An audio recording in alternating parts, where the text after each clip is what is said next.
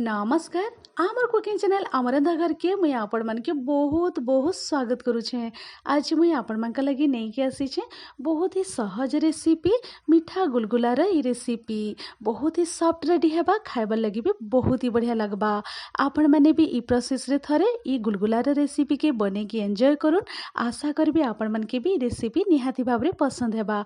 आज रे गुलगुलार रेसिपी आपण मन के टिके भी जदी पसंद हेले लाइक शेयर निहाती करबे। चैनल रे नुमा ताहले अमरंधा घर चैनल के सब्सक्राइब करबा लगी बिल्कुल भी नहीं भूलबे। पाखरे थिबा बेल आइकन के प्रेस करिकी ऑल रे क्लिक करि देबे ताहले आपण माने वीडियो के प्रथम रु शेष तक देखुन एंजॉय करूँ।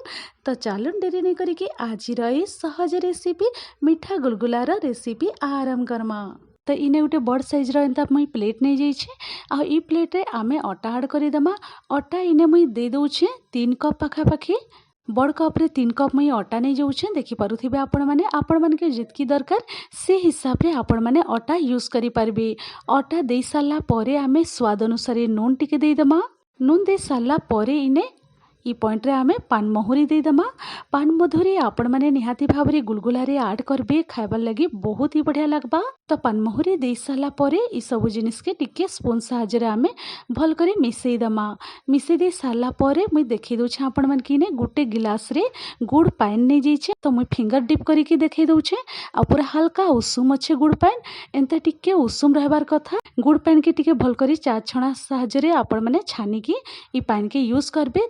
तो चलून एबे हमें अधा अधा टिके टिके करिकी हमें गुड़ पाइन ऐड करिदमा अटा रे।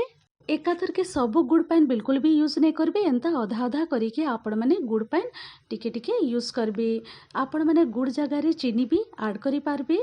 तो गुड़ पाइन इने दे साला परे देखि पारुथिबे एंता भल करी मुई मिसेई देइछे। आ मने रखबे बहुत भल करी आपण माने एंता मिक्स करि देबे।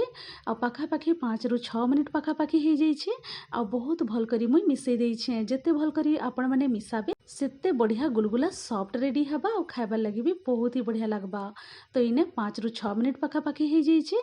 आ बहुत भल करी मुई मिसेई देइछे। एबे आमे काना करमा ई गुलगुला प्लेट के आमे एबे काना करमा कवर करिकी 30 मिनिट्स पाखापाखि आमे साइड करिकी रखिदमा।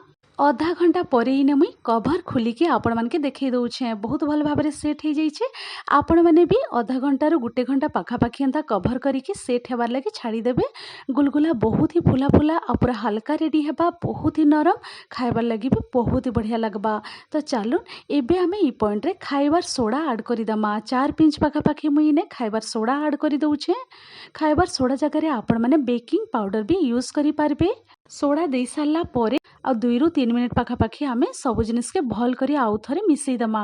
तो इने देखि पारुथिबे गुलगुलारा मिक्सचर पूरा रेडी हो जाइछे। तो चलून ई प्लेट के मुई साइड करि दउछे। एबे आमे जिमा गैस सेट के मुई गैस सेट के पले आसीछे। तेल कढ़ाई गरम हेबार लगी रखी देइथिली। तेल कढ़ाई भी बहुत भल भाबरे गरम हो जाइछे। फ्लेम के आमे रखिदमा मीडियम फ्लेम रे। हाथ के आमे बहुत भल भाबरे क्लीन करिदमा। तार परे इने मुई आपण मान के देखै दउछे गुलगुला आपण माने ई प्रोसेस रे बनाबे।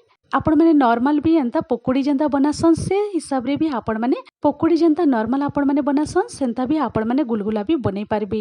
किंतु एंता आपण माने ई प्रोसेस रे बनाले खाइबार लगी भी बढ़िया लगबा देखबार लगी भी बहुत सुंदर देखा जिबा।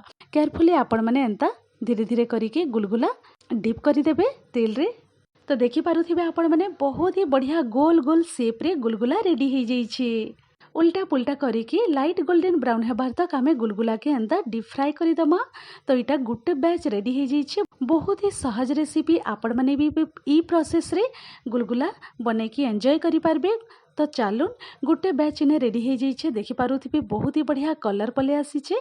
खाइबार लगी भी बहुत ही सॉफ्ट बहुत ही बढ़िया लागसी। तो चलून आ गुटे बैच इने मुई आपण मानके रेडी करिकी देखै दउछे।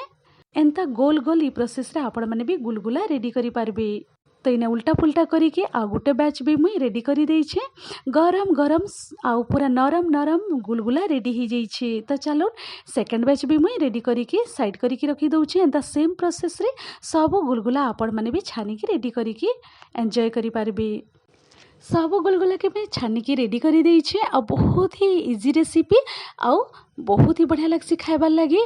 पूरा नरम नरम गुलगुला रेडी हो जाइछे। ई गुलगुलार रेसिपी के मुई आलू और टमाटो झोल संगे मुई सर्व करके आपण मानके देखै दउछे। देखि पारुथिबे आपण माने बहुत ही स्वादिया आपण माने भी रेसिपी की प्रोसेस रे बनै के एन्जॉय करूँ।